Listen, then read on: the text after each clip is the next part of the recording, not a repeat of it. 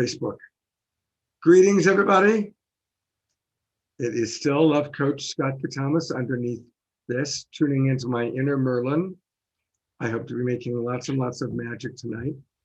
And the best magic trick is that I'm going to bring not one, not two, but three extraordinary guests, as well as my partner on the show, Trish, to share all about All Hallows Eve and Sacred Samhain and the Day of the Dead, and how the traditions of those holidays, or holy days, as I like to call them, and also how we can connect to our beloveds on the other side. The people that I've invited have all had remarkable experiences in doing that. And so we're excited and we're happy to have you watching. And a reminder, share this out. It's really fun when you share our show out on your timeline or your group. That's how we make new friends. It's going to be a really, really good show tonight. So with no further ado, I'm going to introduce my partner in the show. Here is the lovely Trish. Hi, everyone. How are you tonight? I'm really looking forward to this show and our amazing guests talking about how thin the veil is as we pressed into this really beautiful time. Yeah. Just before we went on, you talk about how you're feeling. And tell us a little bit about that as a highly sensitive being. What's that feel like or look like? Oh, so the fall is a really big time for me personally, not only as my birthday here, but the change of the season, like the inward feelings, the where I want to start going inward, but also right around Halloween, or this time period as I know as Halloween, is where I feel closest to the spiritual realm. So I can feel a little spacious, like, oh, I'm a little untethered and I feel really connected to spirit, to my spirit, and to, it's hard to explain, just really connected and really listening and really wanting the extra time to do deep emotional spiritual self-care and connect to my spiritual guides, or my psychological loves out there. I often feel like that. So that's where I'm at. A lot of times for me, people who've passed often come through my memory a lot more right now. Like it's visions, or things will drop out of like earrings, or they speak to me. They'll, it's not like they're actually chattering to me, but something will happen that they come back into my life now to be remembered, to be processed, to be seen. It's really beautiful and powerful. Okay, and Ren. Well, thank you. And may that be an inspiration for all of us to really tune in. I mean, that's the real magic of this time of year. It's not just about candy and trick-or-treating and Hallmark cards. It really is a time to drop in and connect with our beloveds on the other side. And this next woman I'm going to introduce, she rocked my world. 9 years ago, my wife died. And Guinevere Bridge, who I'm going to introduce to you right now, is an amazing psychic who I had worked with previously. And she, on 2 different occasions, brought through my wife, and I had basically remarkable conversations with my beloved on the other side, with Guinevere making it happen. So welcome, Guinevere. It is so cool to have you with us. Thank you. You make me feel incredibly welcomed. I really appreciate you. And the time that I worked for you in that way was such an honor to me. And she moved me and you moved me equally. And it was a very impactful experience. And very beautiful souls, both of you. Thank you. It's great to have you with us, both tonight and tomorrow night. But on Saturday Night Live, people only get 5 minutes, 7 minutes. Deepak Chopra only got 10 minutes. So I wanted to have Guinevere and Larry, who you'll meet in a moment, come onto this show where they could really have much more time to share some of their medicine and share some of their wisdom. And before we bring on our other guests, Guinevere, tell us about what this time of year means to you. Me? Yes. Okay, I didn't hear you quite well. It's okay. This time of the year is the most important time of the year to me. I've been celebrating it magically and spiritually for over 35 years.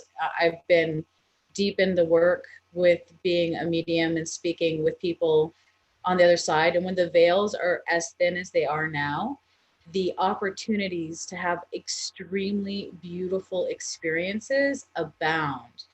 Already being a medium means that it's pretty much there for me. But this time of the year, it's extra sweet, very active, amazing miracles take place. All different kinds of gifts land in your lap because these veils that kind of dissipate and allow us to connect and interact, it actually allows us to prepare for future lifetimes, future incarnations with them. They get a chance to connect with us here, and we get to get a chance to connect with them there and make good plans. So it's been a very important time for me my whole life, and it's the one I do the most. It's what I really am committed to the most. We never lose anybody, they're always here. Mm. And may tonight really help to anchor that in and provide people with tools and ways that they can have that experience. Absolutely. And that's a good segue for us to bring on our next guest. And our next guest is Larry Cooper. And Larry has had a remarkable life. And Larry, let's just go right into how your life changed when you had a very extraordinary experience. Tell us a little bit about that. Well, I've been very blessed with 3 near-death experiences. I don't want to have any more, by the way, but it really had a huge impact on anything I believed, anything that I thought was real. And I just want to tell you the story maybe, and of my time on the other side also, because I found it to be quite profound. So I'll jump right in here if that's okay, and just tell you my. Yeah, go for it. Okay. So I was, sorry about that. I'm trying to set my timer. Will you help me with time? That would be great. I was 22 years old and decided to have some ear surgery. It was pretty major surgery. And the surgery was very long and challenging, and I could really feel myself disconnecting from my body and going to other places, but didn't really realize what that was. The surgery didn't go great. It was pretty rough. And I ended up having 5 surgeries on that ear. And during the 4th surgery, they were using something called a cauterizing knife. And that knife actually seals off the blood vessels when they cut through them. And I was on a local and knew what was going on in the room. And as the doctor started the operation, the knife malfunctioned and shocked me in a big way, and my heart stopped. And so what happened next took me almost a year to talk about, because from the ceiling, I observed everything that happened in the room. I watched the doctor just totally freak out and run out of the room. And all these nurses came running in. And one of them was really a large lady, and she's pounding on my chest. And she did it probably for 3-4 minutes to get my heart started again. And I'm on the ceiling screaming at her, "Ow, that hurts, stop it."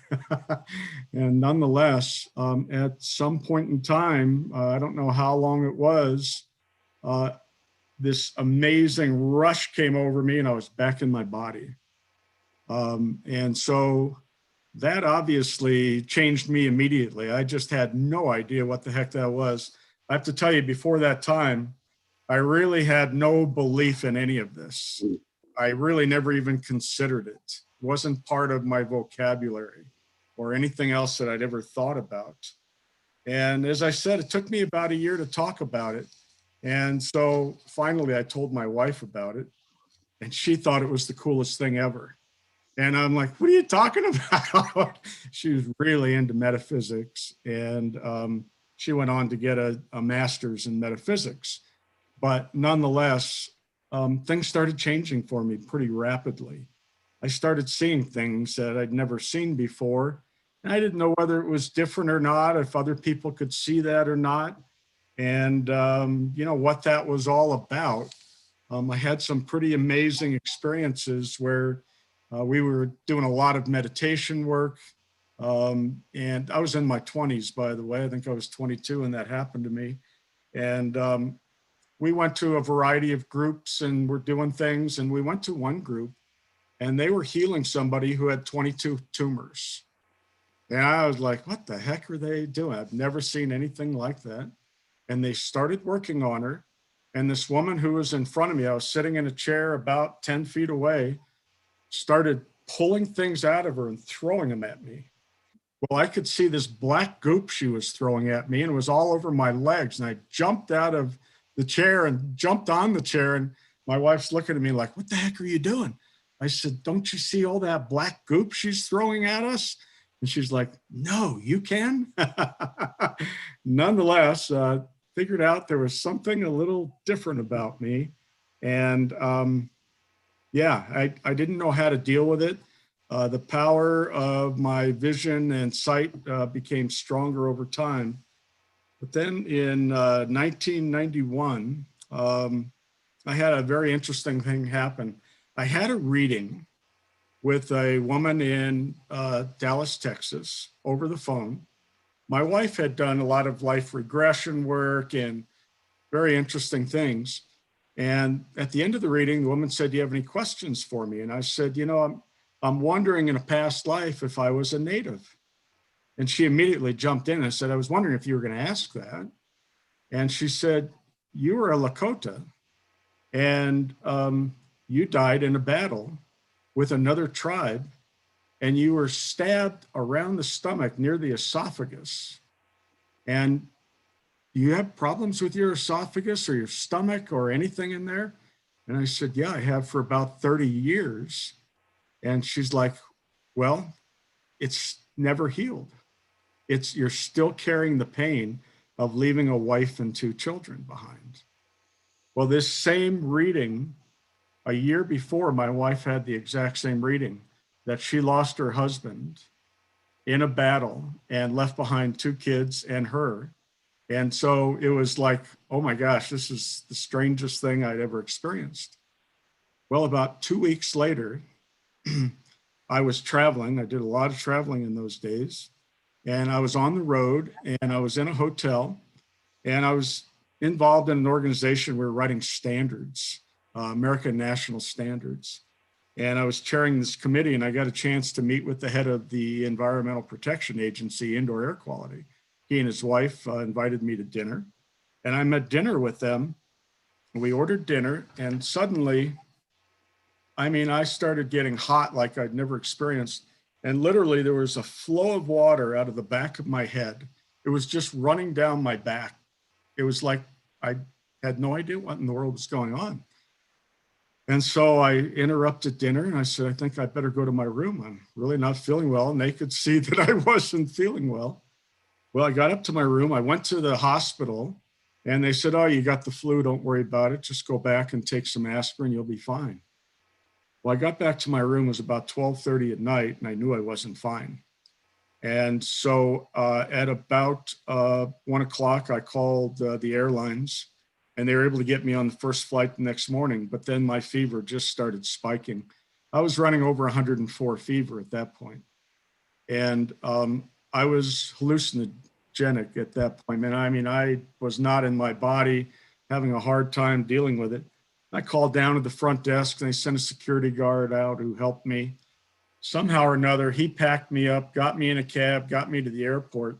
I really don't have a lot of memory of traveling that day. And I went from Virginia Beach to Denver, Colorado in 2 flights. On the last flight, I was sitting in business class.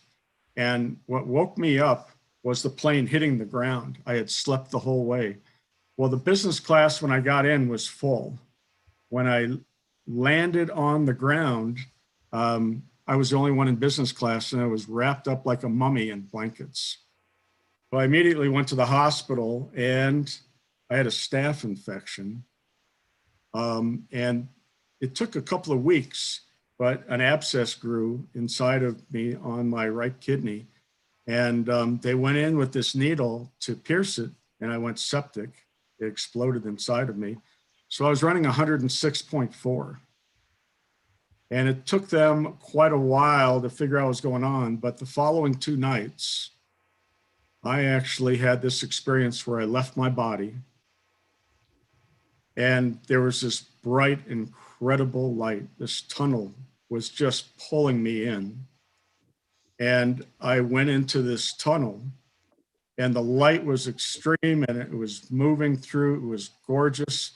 And when I finally came out on the other side, I was in a place, I don't even know how to describe it. It just makes your heart warm and incredible. And when I got to the other side and I started walking, the beauty of the place was overwhelming. Nature and the animals and the flowers were just so gorgeous. Wow. Distant, I saw this figure, a human-like figure, and he's walking towards me, and he's in this gorgeous white robe, long white hair, kind of like something I see on the screen here. And he walked up to me, and he was the most beautiful being experienced. And he just took me and brought me into this area that was so incredible. And I spent time there. And as we're walking, I'm seeing archangels, I'm seeing angels, and I'm seeing these masters along the way. And they're just so warm and connected. And all you can feel is this radiation of love coming to you. It's just the place we all want to be. Wow. It was amazing. And I traveled for a little while with him. And then he looked at me and he said, you know, you're not supposed to be here. And I said, oh, okay. And with that, he touched me on my shoulder. And I was immediately back in the bed in the hospital. And I kind of startled and came to. It was in the middle of the night. And I know a nurse came in and she said, oh, you're with us. She had expected that I would die that night. And so I don't remember much of the next day. I was pretty well out of it. My fever had not broken. That day, they finally found a antibiotic that would actually work on the staph infection that I had. And they started to give me those injections. Well, the second night, I had the exact same experience. Wow. I went back into this tunnel. And I mean, I was so glad to be there again. I couldn't believe it, that I was being brought back into that reality in that realm. And when I got there, guess who was there? It was that same being who was in the white robe and long white hair. And they took me in and they brought me even further into this environment that was just pure love and energy, and a place we all came from and want to go back to, I think. And I had experiences there with many masters and had an opportunity just to feel this incredible inner peace and this love just throughout the whole environment. It was something else. That is amazing. What a blessing to have that experience, Larry. Oh my gosh, I have to tell you, it was something that forever is ingrained in my mind and in my heart that I won't forget. Well, we definitely want to hear a little bit more about it. Brigitte, I need for you to let me know when you feel like you're ready for me to introduce you, because I've seen you kind of, getting ready with one more guest. But again, just thank you, Larry, for sharing that. And I do want to ask you a little bit more about it a little bit later on in the show. Sure. I'd like to introduce our other guest, Brigitte. Can you unmute yourself, Brigitte? Here I am. Can you hear me? Yes, there we go. Oh, great. We had all kinds of technical adventures. Thank goodness my friends were here to help. Okay, well, we saw you scurrying about, so I think you look good, you sound good, and so Excellent. welcome. Thank you so much. Yeah, so what does this time of year mean for you? I know it's a meaningful time for you. Tell us a little bit about yourself and why this is a special time. Well, personally for myself, I'm a Scorpio, so I always had Halloween parties instead of birthday parties. And and my mother did a great job of having these wonderful parties for me. But, I've always related to the history of the so-called witches, because many of the people who were persecuted for witchcraft were herbalists and midwives. And since I have dedicated my life to teaching people about herbal medicine, I certainly remember, that had I lived in another time of history, I, might not be on the planet. But I love the tradition that this is a way that people connect and remember their ancestors at this time of the year. And it is the Celtic end of the year, but also the beginning of the year. So there's something very autumnal about nature going within, and a time that we can prepare ourselves for this journey of, putting food by and completing projects that we can do indoors, and, deciding what we're going to do during these indoor times. It's a wonderful time to give back anything that we have borrowed, and even get back things that we have lent out the year before. I actually keep a running list in my day. I call it my day trippers, so that I, try to complete things. Who has that book? This is also a time where people celebrate All Saints' Day. So the ancient Celtic holiday, which is believed to go back 6,000 to 8,000 years of celebrating this rebirth. It was also a time where people built fires and, burned their intentions of things they wanted to get rid of. And it was also one of the third main feast days. And it's halfway between, a couple other harvest festivals. But this is a time where we honor the harvest, and very often Pomona, the goddess of apples, is celebrated at this time. So there's, many foods and rituals connected with this time. We often think of jack-o'-lanterns, but in Europe, where the Samhain tradition began, they didn't have pumpkins. That is a New World crop.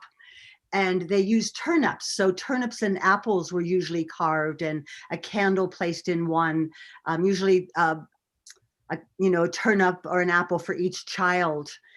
And the honoring of the deceased was one thing you would do. You would make a feast for them. You would make a feast for them, and the people in your family and the neighbors would go around, and people would dress up. Sometimes it's even believed that maybe they dressed up as animals to encourage the rutting that was going on at this time of the year. It's also the season of hunting and the harvest. So the masks and costumes represent the spirits of the deceased, but also the hope that the spirits of the animals will be reborn again in the springtime. But in the church tradition, it was also All Saints' Day, and the Celtic tradition was said to be a 3-day feast. So you're feasting before a time of going within more. I love the idea of dressing up. I really sort of live every day as Halloween, and for a long time, always said, live life as theater. So every day is an opportunity to dress up and inspire people. And when we think about all the things going on in this world, it's really a wonderful time to use theater as one of our implements of raising higher consciousness. So I'm all in favor of that. I see Guinevere getting very excited about that. So I want to give Guinevere just a moment to comment on that. Guinevere, I couldn't resist putting the spotlight on you when I saw how excited you got. So What is it that Brigitte shared that? Well, she's right, and it's a beautiful time, you know, to create this energy. But honestly, the reason why you saw me going wild is I was in 100% agreement with her. I loved every word she was saying. I even said to my friend who's in the room with me right now, enjoying the Zoom meeting, about the turnips, and then she said turnips right after I said turnips. But yeah, I'm with you, and I do ceremonial makeup pretty much, I would say like 4 times a month. Whenever I have a vision, I take that vision and I create sacred theater. So when you were talking about sacred theater and talking about like Halloween and talking about dressing up, and I'm like, yes, I'm with you. Because what that does is it allows each person to transcend the human for the extraordinary. You get a chance to take something that you experienced in your spirit, some vision that will be able to help you manifest something that's truly desirable, and you are able to amplify it. All forms of art amplify magical experiences. All forms of art allow us to become more than our average or our base. It's like thinking about going from the root chakra as our daily life, and then doing all of this kinds of stuff is like going to the heart and the throat and the crown. So it's yes, I love you, girl. I love you. Love you. And I also love Scorpios, just so you know. Bless you. So I've raised 2 daughters, they're Rainbow Mars and Sunflower Mars. So I always loved that my kids could dress up like anything. And it was a great time to go around the neighborhood and meet people that you always wanted to meet. And, you know, unfortunately, it's become such a candy holiday. So I always we'd give out things like, you know, barrettes or little toys or, but I want to say that a few years ago, my daughter Rainbow was on Good Morning America, and it said, Beverly Hills mom gives out worms for Halloween. And it was actually worms with soil and compost and seeds. And, you know, they got to pick out their own worm, but she doesn't live there anymore. But in a sense, it was a great publicity stunt, Rainbow Mars, and also a way to educate children that like growing something that gives rise to the future is a great thing to do. Well, So we'll get to more things to do. I just want to share it up a little bit. So thank you, Brigitte, and God bless those children who got the worms. You know, thank you. We're gonna hear more from everybody, but I want to keep the dialogue going. And I also want to acknowledge all of it. We've got about 35 people in our Zoom room. So tell us about some of your experiences. And Noel did so after he heard Larry talking. Noel wrote, "That's a great experience and story, Larry. It's similar to an experience my mother and I have had. I would add that my mother going through the tunnel opened a portal, and we have had personal experiences with angels ever since." And I really want to include as many of our listeners, whether you're watching on Facebook or whether you're in the Zoom room, share your stories. How have you had connections with beloveds on the other side? Or connections like Larry did to what one might call heaven or the astral plane. Because the more we hear these stories, the more we go, wow, it's real. And it helps us to trust the experiences we've had and or to open ourselves up to having more experiences. So I'll just open it up to any of you that want to kind of comment on that theme of how can we open ourselves to have more experience. Trish, my partner, you're up. So I'll tell you a little bit about my own childhood. I grew up in the time where all those really like rad witchy movies were coming out. And there was just something really intriguing about earth-based magic and intentional living. That now I can gather my words around that. But what I thought was really intriguing was using the materials of the earth and really putting in the focus to bring back what you want. And so it really inspired a lot of ritual in my life, not only from, you know, like the Native American ceremonies that I've been in, and some of the ayahuasca ceremonies, but really just like creating rituals for my own sovereignty, rituals for my living, and death ceremonies, and these places where I've really utilized my own creativity to kind of channel what I needed in the moment. And I'd love to share a couple photos with you about some of the rituals that I've done in my life. Rituals of creativity, yeah. You could call it that. Please, please, please, please. Let me share my screen. It's kind of crazy right now, sorry. So there's a couple. This was my first one. I almost cut the guy's toe off. How do I make it big? Like this. I almost cut the guy's toe off in this ceremony because the lights went dark, and we were like, no, it's great. And there was candlelit everywhere. But this one, I took special attention because it was me cresting into my femininity. So Trish, so we can see it large, what you need to do is open the photo first, go out of screen share, and then find that photo on your screen share. So in other words, make it big. Okay. That'll put it up on your desktop. It'll bring it up. Then when you go to screen share, you'll be able to find it. Right. And I will Come back to me. Okay, I'll come back to you. All right. Well, and I'll add also that following these near-death experiences, I could fly, and I had a hard time coming back, and started working with others around me and taking them with me, and the veil would open, and we would go just to other dimensions and have an opportunity just to work in places that really needed our attention. And it's really been fascinating to see what's possible, what's real and what's not real, and everything's possible. Wow. Thank you for sharing that. And Trish, I see that you sent me the photos, and so I can screen I've got share. it. Oh, you do? Okay, great. Let me try it again. Here she comes back. Okay, so this one was about 1.5 years ago. And this one's really powerful for me. I've never shared it. It's really hard for people to see because I actually chose to die in this particular ritual, and it was really beautiful. This is one of the shareable ones. How do I do it again? I did that thing though.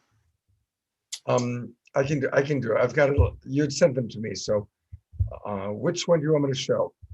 One that I hadn't sent to you. Oh. So there's this one that was a ritual for my femininity, where I cut the guy's toe off with this knife. Oh, this God. is part of one of the, like, this is the also cresting into my own darkness. This is actually about 1 year ago. And I'll send another one that was my own death ritual, where it was after a relationship, and I called in my spirits and my spirit guides, and called in anybody, all the archangels, anybody who is really on my side to really help me move through. And I'll send that one to you right now. Okay, and I'll tell us about the other ones that we've got here. Well, I've got well, of course, Katrina makeup in this whole experience. I spent some time in Mexico working really closely with an Ibogaine center, and this was really inspired by the love of their culture and how they were just so wanting to adorn their dead and adorn and really honor their ancestry, that I just felt really touched by this particular ritual. It's a beautiful photo, really beautiful photo. It's really, I've had some really blessed people in my life to pinpoint places in my life that touched me deeply. This Going to go in the opposite direction to catch this one. This is one of the most recent ones. I went on a date that didn't go very well. And this was me releasing the story of the man that I want, and just releasing all the codependent patterning. Just I like, this is just me. I created some drink with wine. And I mean, I'm not going to get into all the things that I did, but you witchy ladies would probably be like, wow, that's some powerful magic. And I rolled in the dirt and I was like, ah. And then I have this thing where I take a picture of myself before and after a ritual, because you can definitely see how someone changes. And I'm curious if you guys, if you feel the same way. So that was a really powerful. And then this is the last one of the ones she sent me. This is the solstice ceremony that I ran. So I host an admin for a group of women who teach each other shamanic and witchy sort of experiences and systems. And this, I ran the class an hour early, an accident. Which I thought was a really funny thing about the solstice. And then I ran it again. So this is me after like having just this whole painted experience with my women that I was hosting. It was really a fabulous experience. Well, thank you for sharing those photos. And what I love about it is there's a way that each one is so radically different. So getting into that costume, getting into that makeup, how does that bring you into a whole different aspect of self? Well, a lot of my, we'll call it magic, comes from embodiment. Is really, you know, I sat with a woman for many years, Debbie LaFay, and she taught me how to call in. You know, I don't want to give myself totally away, but she taught me how to call in my circle and what that looked like. So now it's sort of ingrained in my being. So I feel that being more embodied and touching in on the sensations of my own, you know, material and my own humanness, but really listening to nature and feeling the dirt and the coolness of the air or the sensations that are coming up and picking the flowers and having that whole very sensational experience is, I mean, just like light touch is the place where magic is happening, is this very present, like the magic in the presence. It just exponentially expands out that intention and that magic. It's beautiful. So that's I'm going to add Guinevere, since she's also got an amazing face that she's painted. And Guinevere, how do you relate to what she's been sharing? Well, first, I can't express enough that you're right. You know, those of us who are the juicy witchy ladies understand what you've been up to, and it's really beautiful to see. It really, your stories moved me. Your pictures were extraordinary, and it's just nice to feel in my heart the sisterhood toward you. First, I was actually taking a moment listening to you, eyes closed, experiencing what you were sharing, and really enjoying what you shared. I don't know if you would like to hear the story of the ceremony I did for my beloved I lost a year ago, but it's a pretty good one, and it shows how when we put our true energy into the whole Katrina experience, Dia de los Muertos, and truly honor and connect through that embodiment you were talking about, really creating that ceremony in embodiment can really create the miracle of the connection. I would love to share it. You guys interested?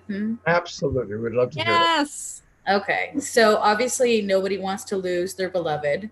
It is really rough. And I was madly in love with him. I knew about him my whole life since I was a child. And when I found him, it was immediate recognition. I knew who he was. And we had a tumultuous but intense 9 years before he died of a heart attack. And it was so devastating to me. My world screeched to a halt. I just couldn't believe that I'd spent my entire life before meeting him with him. And then, you know, didn't get to finally kind of smooth the energy. We had made plans to get married. And then right before his death, we'd restarted our plans. We were going to get our act together and make it work out. So it was kind of like being hit by a truck. So for me, since I'd had this long-term spiritual relationship with him anyway, that was before I met him, and then while we knew each other, was incredibly interactive in the spiritual plane. One of the only men I have ever met on the planet who could have full-blown 30-minute long psychic conversations with me, which is pretty wild. We would look into each other's eyes and just have conversation. The first time it happened, I thought, I think he knows what's happening here, because we were just looking at each other and nodding. And then 30 minutes later, he said, "Did that just happen?" I said, "Oh, yeah, that just happened. I was just assuming you understood that that was happening." So when he crossed, I gathered all my sacred tools. I flew to where he was buried. He was buried in Arizona. And for ceremonial and ritual reasons, I'm going to call him Eagle Man, which is an appropriate name for him. He was 100% Hopi. He lived on the Hopi reservation in Arizona.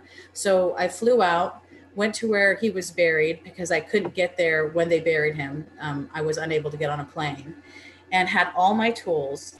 And I had 4 days to do ceremony. And what I did was I'd show up. I brought Tibetan texts that are specializing in removing any kind of negativity so that people can leave all their negative karma behind and go into a liberated life. And so I brought my books, my prayers, my tools, and I set up in the graveyard. And every day for 4 hours a day, I would sit and do my ceremonies and circumnavigate his grave. And I brought something like 400 flowers. I decorated the entire thing, really painstaking decoration, was full on. And the groundskeeper saw me on the first day, and I noticed that he'd stopped mowing when I was in the middle of ceremony. And I walk up to him and I said, "Did you stop mowing for me?" And he said, "Well, yeah, because I didn't want to disturb what you were doing with your loved one there." And I said, "You need to mow." And he said, "What do you mean I need to mow?" I said, "I'm not going anywhere for hours. You're not going to get any work done if you don't mow." So he's like, "Oh, thanks for the heads up. I just won't mow around you." And I said, "That's fine. Just do what you need to do because I'm not going anywhere." So the second day, I'm back again, and the sprinklers are on. The sprinklers are on my beloved's grave, okay? And I was like, okay, I don't really know what to do about this situation, but wild horses couldn't keep me from doing ceremony. So I called the city and I said, "Can you tell me," and by the way, that's how small a reservation is. I said, "Can you tell me how long the sprinklers are on at the gravesite?" And the lady, Helen, said to me that they were on until 6 a.m. the next day. And I said, "Helen, if you hear a report about a woman in a white dress soaking wet at the graveyard, that would be me. I'm going in." And she said, "Go get him, girl." So I went. And what I did was I continued to circle his grave over and over and over again, okay, to outrun the sprinklers. So I would go one side and to the other side and then around again, while trying to, avoid getting wet. It wasn't perfect, but I managed to not be completely soaked by the end of the day. Again, 4 hours. When I was done, I returned to my car and I'm sitting there putting my ceremonial items back in, and I hear the loudest boom. And I look up and a roadrunner is on the hood of my car looking at me. Wow. And I'm like, "Okay, hello, Roadrunner. This is very interesting." And then he jumped off the car. Now we get to day 4, right? This man, the groundskeeper, sees me every single day diligently at this grave, doing all these ceremonies. And he's been very, very respectful. And every day when I'm done, he meets me at my car and asks me how I'm doing, which was incredibly lovely. It's the very last day, and I'm finishing the practice. And the practice, when you do these Tibetan practices, it's not uncommon for it to take 4 hours a day for 4 days, and even longer. You can spend a month or more. I mean, sometimes you do a repetitive chant for 100,000 times. It's not uncommon if you're very serious. So I'm on the very last day completing this practice. And when I completed it, I finished saying what I needed to say and closed my book and laid it down. And the second I did, a shadow crossed over my head. And I was like, and I look up, and a bald eagle is flying directly over my head, and with one wing flap sent a cyclonic wind through the graveyard. Every day that I was there, it was still. It was 114 degrees. That tells you dedication. It was still no wind.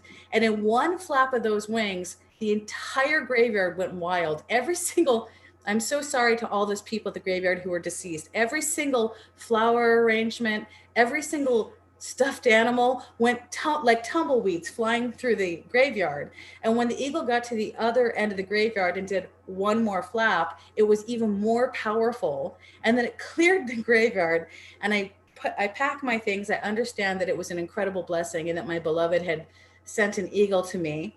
And I get up and I go to the car, and the groundskeeper comes and he rolls down his window and he says, "Listen, I don't know what you're doing, girl, but that's some serious stuff." And I said, "Oh, did you see the eagle?" And he goes, "See the eagle? It nearly ripped my shirt off. That was the craziest thing I've ever seen." So yeah, magic, embodiment, ceremony, ritual, honoring the people that we truly love with every shred of my being. I bled my heart onto his grave. I will never leave that man. He will never leave me. It's a beautiful thing. I'm very passionate about it. I think you noticed. Yeah, it's So beautiful. beautiful. Beautiful. Thank you. I want to acknowledge some comments from the people in our Zoom room. And anybody watching on Facebook, you can still come into our Zoom room. I put the link up on Facebook. Noel talks about the beautiful story of his mother passing, having a near-death experience similar to Larry's, and then saw his father who had already passed, but then she came back, and after that, she was always able to see angels and hear the heavenly choir. That's very interesting to me because when my wife passed, she was very angelic. And about 2 years after she passed, several friends of ours, including Guinevere, when Guinevere read her, said, "Oh yes, she's part of the heavenly choir now." So there's a whole interesting thing about that. So that really stood out for me. I also want to acknowledge Janet, who wrote a beautiful story. There's nothing harder in life than when a parent loses their child. And Janet wrote a beautiful story about when her daughter died, and the way that her daughter came back and let her know, "Hey, Mom, I'm still there. I'm right there with you." You know, it's so important for us to open our hearts and open our minds and open our imagination, because I'm a big fan of Albert Einstein, who clearly was one of those brilliant men of our time, of the last several hundred years. His whole thing was about imagination. He said imagination is way more important than knowledge. Imagination is where it happens. And so to open our imagination.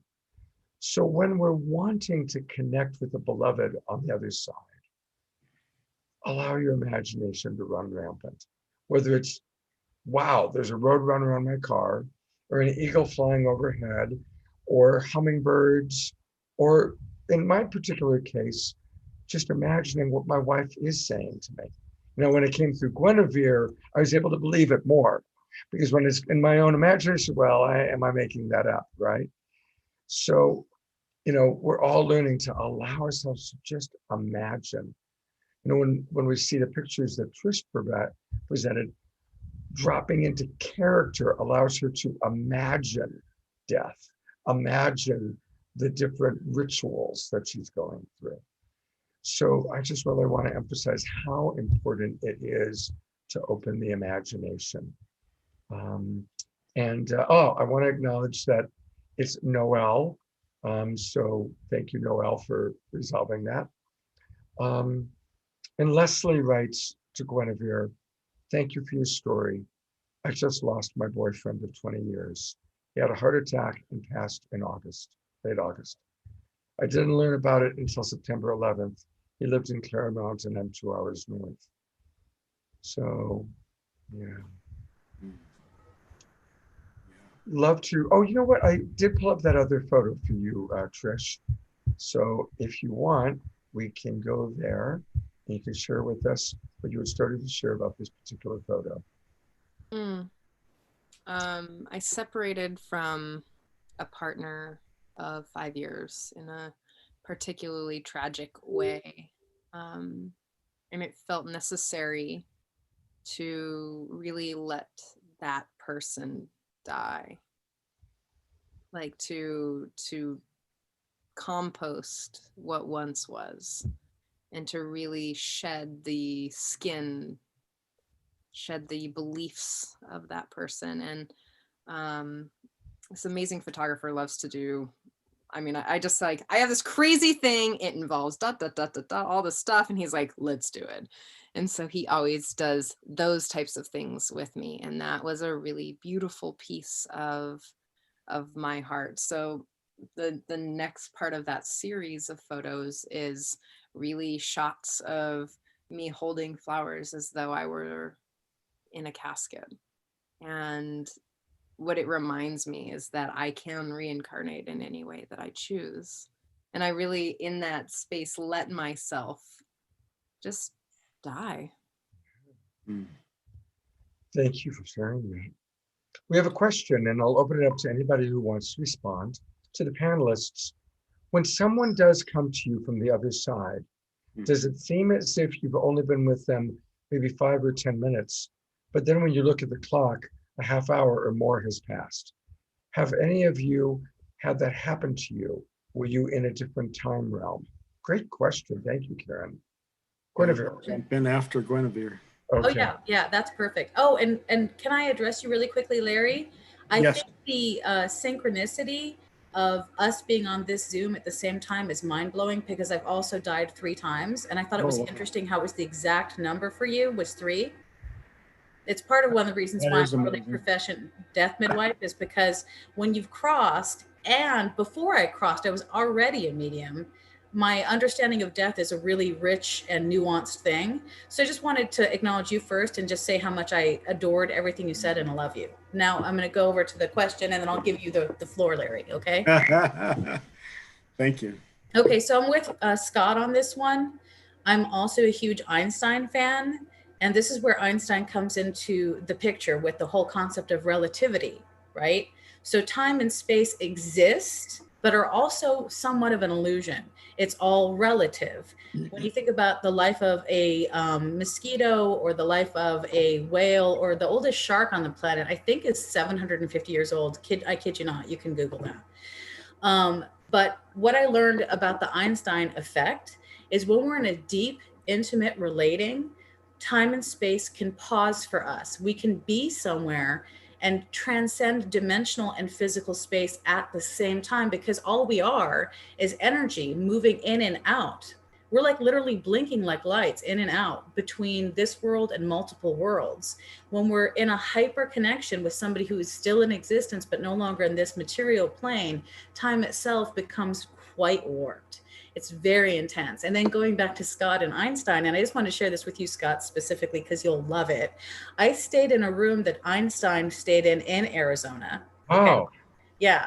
And it was hysterical because I just needed a night's sleep, and I ended up with the Einstein room. I never slept. Einstein came to the room and had a conversation with me all night long, taking me through time, space, and dimensions, teaching me what he knew. So I kind of have a heads up on a lot of things he didn't even write down. He's a really cool man. Okay, I'm done. Larry, it's all you. Wow. How do you follow that? Holy cows. Oh, I know Larry can. All right. So I've had some pretty incredible experiences with people that have passed. Usually somebody will contact me, or somebody I know will contact me and say, hey, my friend, my daughter, whoever it is, really wants to know more about what happened with them passing, and is there a way for you to talk to them? And it's kind of funny, because what happens with me is that almost instantly they start talking to me. And I know that connection's already there, and I know that we can do that.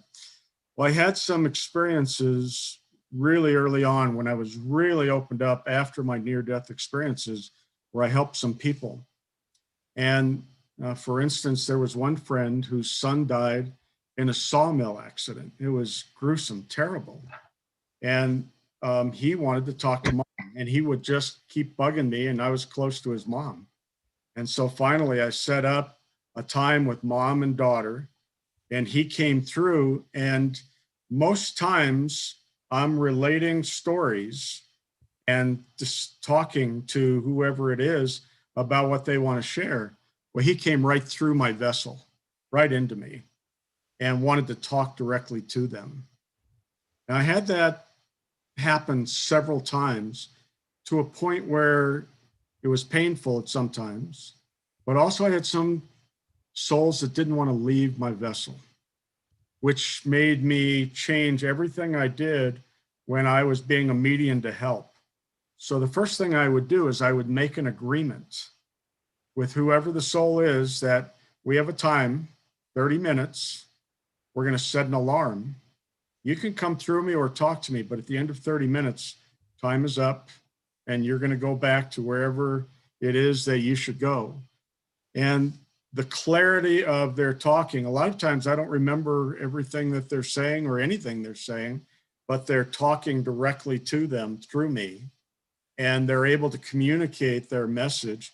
I've done that several dozen times that way, but I would much rather prefer that I'm in the room and talk to them and relay messages. The other way that I have done it is kind of painful on your own vessel. And so you've really got to control what's going on. I've been in some situations where I've seen dead souls. I've walked into a scene where there had been a Native American massacre. And boy, those souls were all there, and they were hostile. They were mad. They attacked us. And you really need to protect yourself and really understand what's going on around you. So, you know, as far as time is concerned, it goes so fast, it's amazing. But you also need to protect yourself when you're acting as that medium. Wow, thank you for sharing that. Thank you. I'm gonna again a few wonderful comments coming in. Rachel in our Zoom room writes, when I was 4 years old, I would have conversations with my passed over uncle, who passed just 13 years old on 11/11, around a decade earlier. I don't remember this, but a family member would hear me say things I couldn't possibly know about him in the conversations of what I was replying to. Nothing in the room. I also now speak with my grandparents who are on the other side, and I know my grandmother's presence with yellow and white butterflies.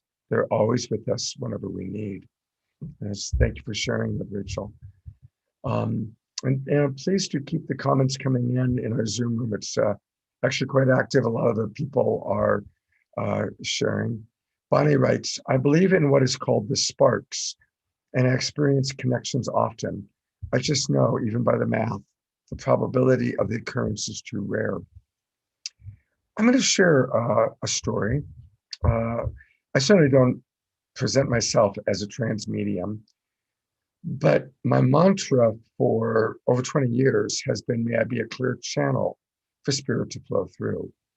And I say that mantra, well, I've said it probably 10,000 times over the last 20 plus years. And most of the time, it's helping me as a coach. But every now and then, I've had a different kind of experience. I'll share two of them. One was I was teaching in Louisville, Kentucky. This was about 12, maybe even 15 years ago. And I taught a workshop. And then afterwards, we all went out to this great restaurant, Ramsey's. And we're all drinking and having dinner and a late dinner and talking. And to be really honest, I had had a few drinks.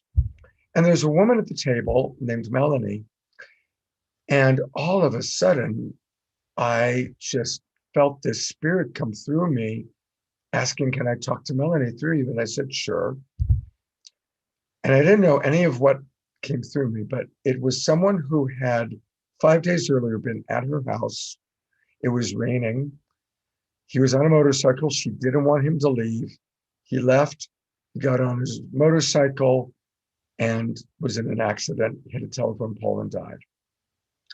And he came through me and explained to her that it was not her fault. It was his time to go. He had just reached the point where he was so unhappy being in the body, and it feels so good to be out of the body. and he wants her to know it's all perfect. And of course, I didn't know any of this story, and it kind of came through me.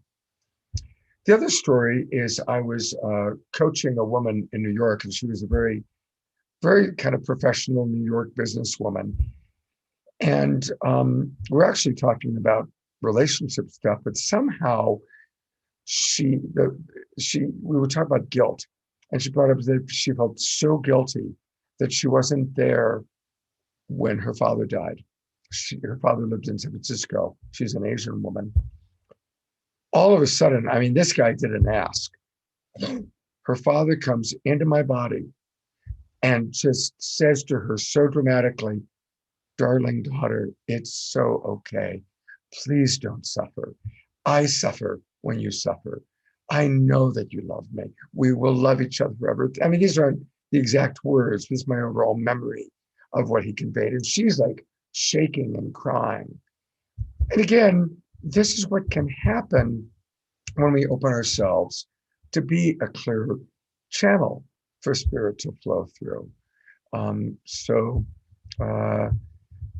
want to read one last thing from Karen and then open it up to any of our panelists. Karen writes, "I just watched a documentary where the Egyptians believed that part of their soul stayed on the earth in the tomb area so they could listen to the relatives, and then the other part of the soul went to the afterlife." I think there's a certain truth to that. We are multidimensional beings, and we do exist simultaneously in more ways than our little pea brains can imagine. And I see Guinevere, so I think I'm going to put the spotlight on you first, Guinevere, to comment on that. Okay. Well, you already know that I kind of in part commented on it. As far as being multidimensional, everybody is, whether they're conscious or not. A lot of people don't track time. You know, they only understand the basic schedule, right? So when you're thinking about these kinds of energies, your ability to pay close attention to nuances and not, you know, when you're talking about imagination, a lot of the times people put aside their ability to truly observe and they create imagination around a miracle. For instance, like imagine if I had ignored the roadrunner or the eagle and said, well, that's just a coincidence. Some people spend their entire lives avoiding that multidimensionality or that natural magic that exists around them by calling things that are extraordinary coincidence. And it's a shame really, because the universe meets us where we're at in our heart. And if you shut it down, less and less miracles can arrive because you're not even paying attention. So the universe treats us with a form of tenderness. It feels if you can't hear or can't see, there's no point in constantly knocking on the door. But once you understand that that dimensional aspect is in existence at all times, that we are in the past, we are in the present, we are in the future, we're here, we're on multiple Earths, okay? Multiple Earths, some that are so similar, barely any changes, some that are so dramatically different that it would blow our minds because everything's different. We don't even have the kind of system that's running here. And if you open and expand and you don't, I'm going to use the term, you know, put yourself down when you're experiencing these miracles, you can start tracking the miracles. You can start tracking dimensional stuff. You can, your brain elasticity can become so incredibly flexible because it's, you're like an empty cup. You can continue to be filled up and grow. It allows the universe is like, okay, this person is hearing, they are feeling, they are watching, they are seeing, they are documenting, they are taking it into stride. They're being grounded with this wild stuff that can come through. And you're actually more and more doors just open because these dimensions are open to everyone. It's the reason why a lot of people who choose the spiritual path spend so much time going to these places of achievement. So when we go over to what you said, Scott, that ability to open yourself, and the guy who didn't ask permission, when you do this, when you put that out, you allow yourself to become so much more. You allow yourself to become a participant in the miracle of what our little pea brains can't understand, like you said. And, you know, I'm sure everybody understands, and I know everybody here is smart, right? Like I know all the panelists are super smart. So everybody here knows we're not using the full capacity of our minds. Everybody knows this, right? So scientists say we use between 9% to maybe up to 25%. all that empty space, when you think about like, you know, black matter or dark matter, you know, all that empty space is our ability to become beyond the body. And then the brain could truly expand. And I feel like that's our next wave as humanity, is to start becoming into that empty space that we have not been using so well. I'm Anyway, going to turn it over to Trish, who has a question for Brigitte. Hi, Brigitte. Guinevere, I love what you're saying. Like, you know, the way that, okay, I read a book 10, 15 years ago called Opening to Channel by Sanaya Roman and Norden Ben. It was really fantastic and really blew my mind. But what I'm interested in hearing, sweet Brigitte, yeah, is a little bit about herbal self-care, as well as herbs and how to really work with the time of the season to align our intuitions and keep us spiritually safe, and to keep us, you know, emotionally safe, and to really be able to work with the realms of the spirit and be in our bodies. Oh, I thank you so much for that wonderful question. So, in the little bit of time I have, I would say that since we are in the time of autumn, autumn is a time when our lungs and large intestines are subject to more disharmony. So, things that we can do is it corresponds to the element of metal, and it also governs our skin. So things like dry brush skin massaging, saunas are really helpful. The color for this time of year, we're also sort of still in Indian summer too. So when I think of protecting the lungs, I think of all the dark orange vegetables, which are in season right now, are very good for our lungs, but also for our skin. They're high in beta carotene. They can help make our skin less permeable to infection. But, you know, because this is a time where people are really concerned about their health, which we really should be concerned all the time. In a nutshell, for all the times of the year, I would say we want to eat all the colors of the rainbow, you know, like red for beets and tomatoes, and all the colors of the rainbow, you know, green, blueberries, indigo. Learning to eat wild food is very important, because wild food has adapted to adversity, and we're going to need to adapt to adversity. So when we look at a plant like dandelion, which survives pollution, there's a genetic message in there that can help us to be acclimated to all different kinds of things. But I also think protecting our lungs can be done by eating pungent foods. Right now, when people are concerned about coughs and the vulnerability of their lungs, pungent foods like garlic, onions, ginger, cayenne, oregano. So use spices liberally. That's really a good thing. And smell essential oils. Diffuse essential oils is an antimicrobial thing. As people are more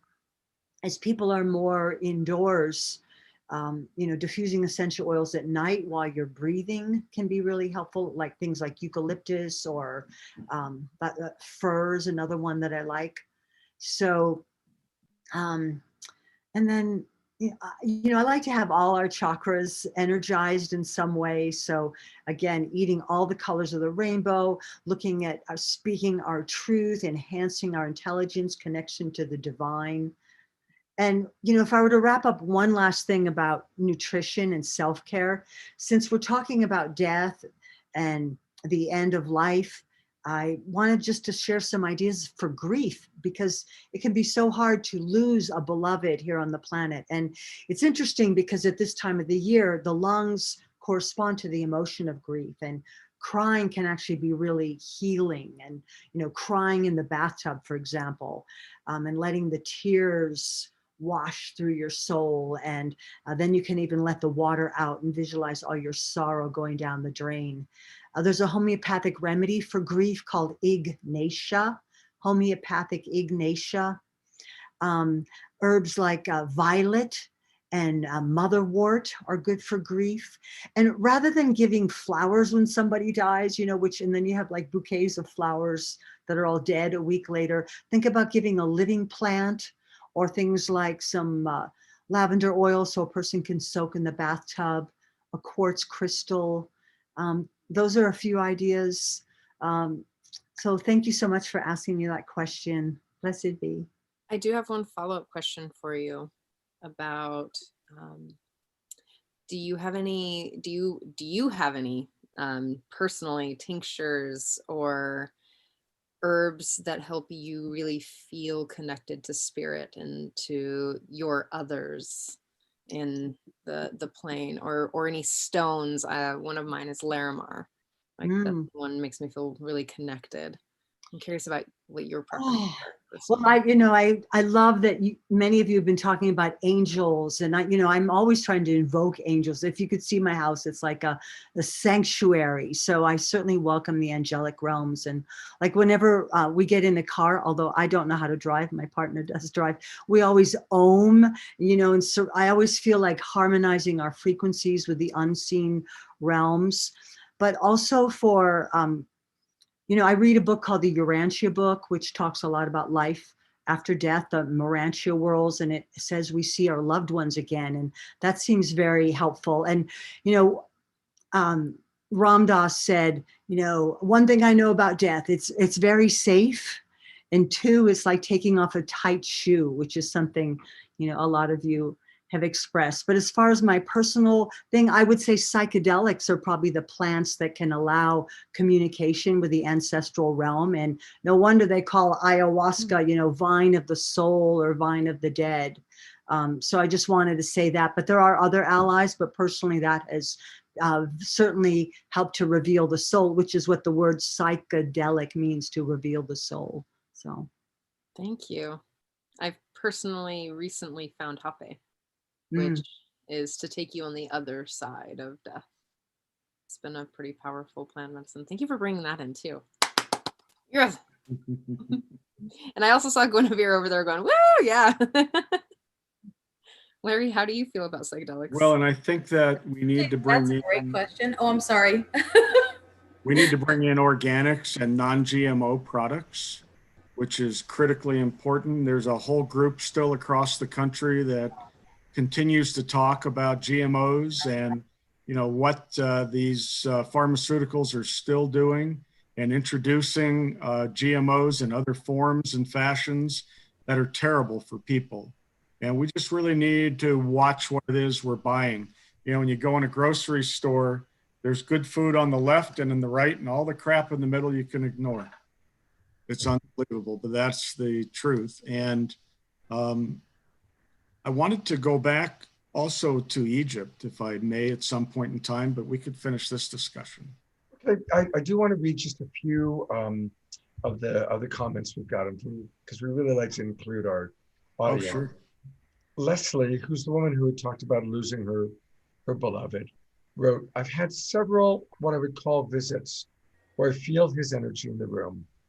I've had the same experience with all of my ancestors, usually in my bedroom at night.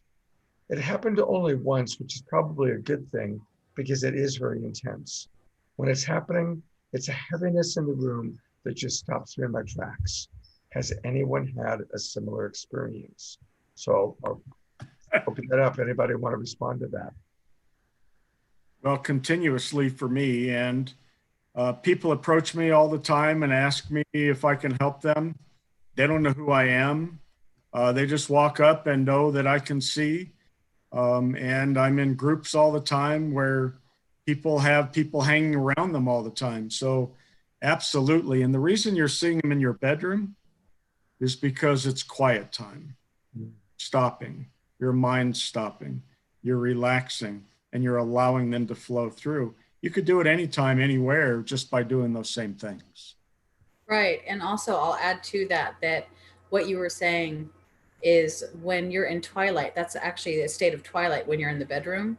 That's when your theta brainwaves are the most active, right at that moment, right before you fall asleep. You're not really awake, you're not really asleep, you're in theta and twilight.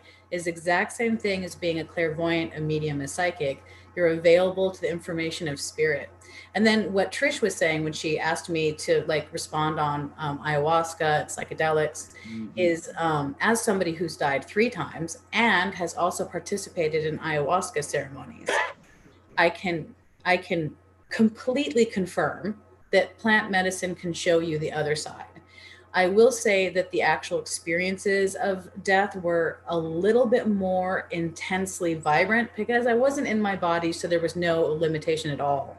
But when I've had my experience with the psychedelics and plant medicine, every now and then that doorway is wide open and it's the exact same. So the fact that they've legalized using mushrooms to help people who are dying so they can die more peacefully is an incredibly compassionate way of showing people a sneak peek of where they're going next, which I think we need to truly take more seriously, because everybody could grow so much by just recognizing that this planet has provided the answers for what we need. And we're back to the word embodiment, where the planet shows us an actually embodied physical thing, which is that plant and that plant medicine, and then allows us to see the other side through something that the planet itself provided that doesn't kill us. Hallelujah.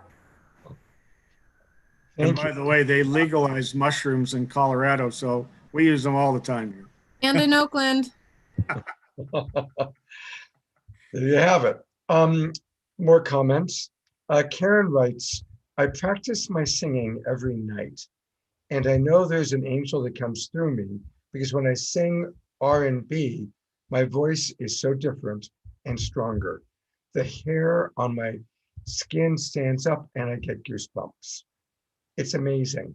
That is the only time someone comes through me, but she does leave when I go back to my regular songs. But I'll always sing 1 or 2 R&B songs for her. In fact, she's with me right now. I can feel her. This is when I do my singing. And also thank you, Brigitte, for this information. And we got a couple more. Noel writes, the angels are certainly always with you. They just need to be invited. Karen writes, it should be a celebration when we die. We are all soulmates and we will see each other again. So, you know, I'm loving the conversation, and thank you everybody for participating. We are close to wrapping up.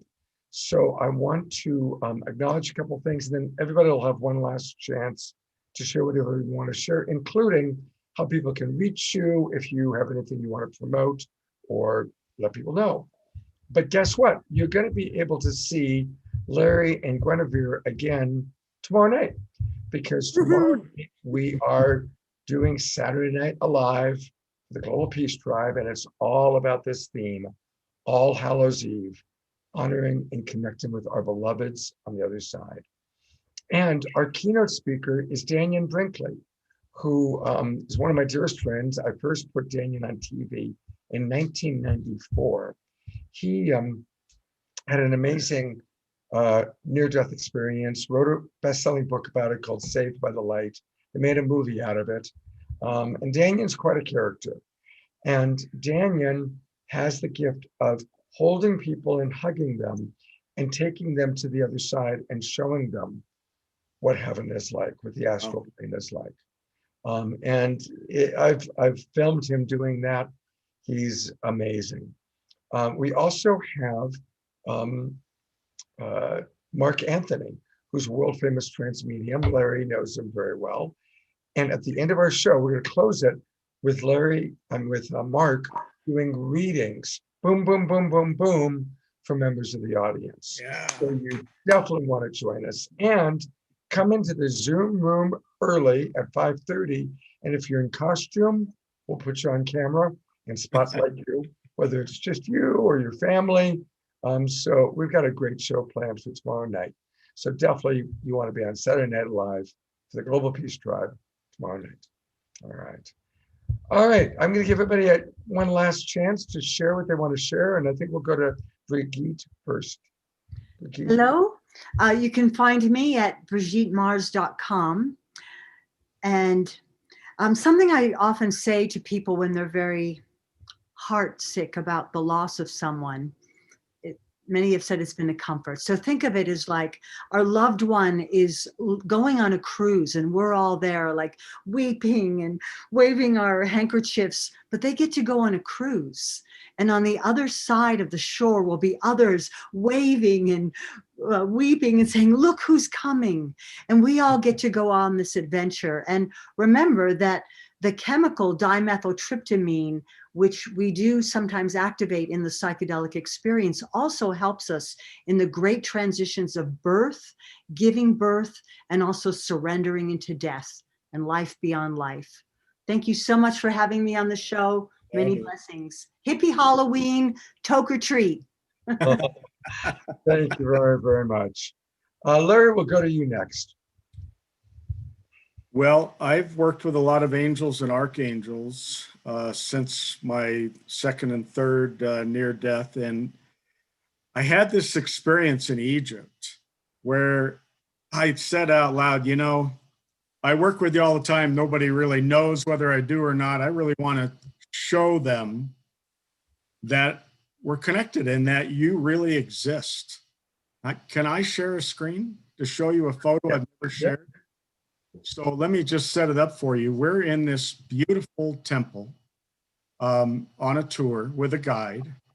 And as we're finishing up the tour, a woman from the Netherlands who's with our group, who I don't really know very well, came over and said, you need to walk up the staircase right next to where we're standing. And I said, okay. And so my wife and I started walking up this staircase. The staircase walked north. There's a door at the top. It's dark when we start walking. As we're about halfway up, it's so bright and brilliant, you can barely see. And we're like, what the heck's going on? That's not the sun. What is that? And we get up there and we're in this beautiful, beautiful light. And we can't figure out what's going on. And this voice says to me, walk down the stairs backwards slowly. And so I tell her that. And my wife and I walk down the stairs slowly. And when we got to the bottom of the stairs, the voice said to me, get out your camera and get ready. I'm like, what? And so, let me see if I can bring this up. This white light comes flying down the stairs at me and I snapped this shot. Wow. And it came down the stairs violently, beautiful, crystalline white light right through my third eye. And I hear Raphael. It's gone. And if you look up the stairs, there's two other people that were from our group that followed us. Mm-hmm. Did you see that light? And they said, oh my God, what was that? It was truly amazing. I've never shared this photo before, but oh my God, thank you. I treasure this. It's so amazing. When I showed it to our guide, he got down and he kissed my feet. So the angels and archangels are with us all the time. All you have to do is open up and ask them to come in. That's a beautiful story. You can find me at Journeys for Conscious Living on Facebook or at our website. Thank you so much for having me. It's been a lot of fun. And Guinevere and Brigitte, thank you so much. Trish and Scott, it's been awesome. Thank you. Well, I wasn't going to do this, but I just pulled it up. Since you told a story about a photo, I am going to tell my story about a photo. Again, it's connected to when my wife passed away. My wife and I were very involved in something called the Oneness Movement, giving Diksha. We were the very first people to bring the Oneness Movement to Northern California. We were the first ones to bring it to the islands of Hawaii. And as a result, we were invited to the VIP campus in India. We met Bhagavan and Amma, and it was a big deal and a big part of our life. And Oneness blessings were basically, we just put our hands gently either over a person's head or very gently on their head and bring through this Diksha oneness energy. It's something we spent many years doing together.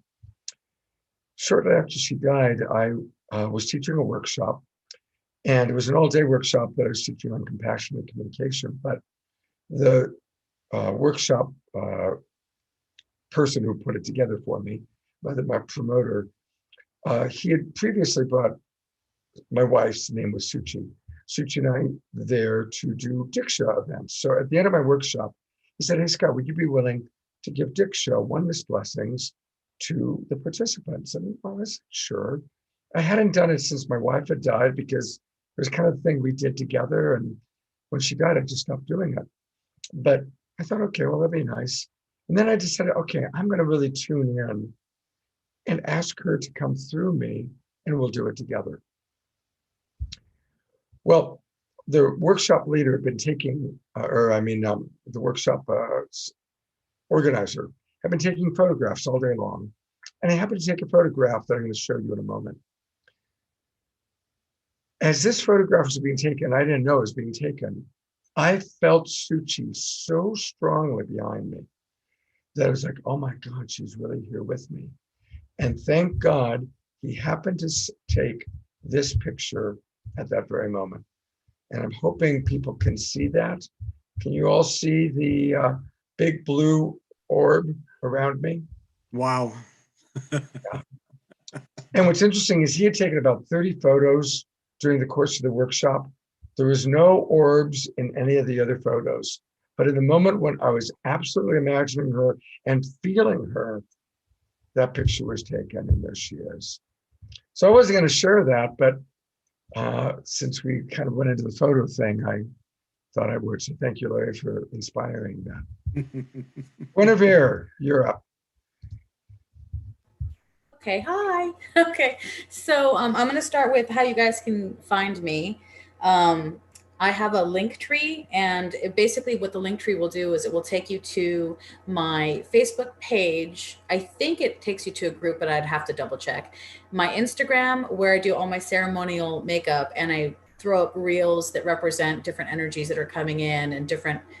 And I just share a lot on Instagram. And then I have a YouTube channel, which I've been growing over the last year. And I do oracles there and channeled work and spiritual, messages. So, I just did the Halloween oracle. I put it up yesterday. It's a lot of fun. Another sugar skull look.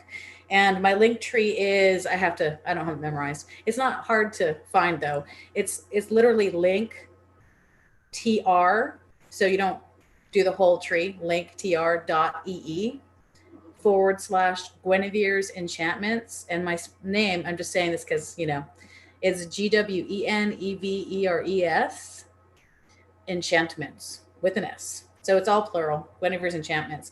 And I don't have any pictures to share with you guys, but if I did, I would. I have lots of weird photos. But Scott, real quick, I don't know if you noticed that there's a really bright lavender light touching the top of the blue orb. Did you notice that? Let me pull it back up. Okay. See it? Oh, you're right. I've never noticed that The before. bright lavender, and also mixed in with the blue orb is green.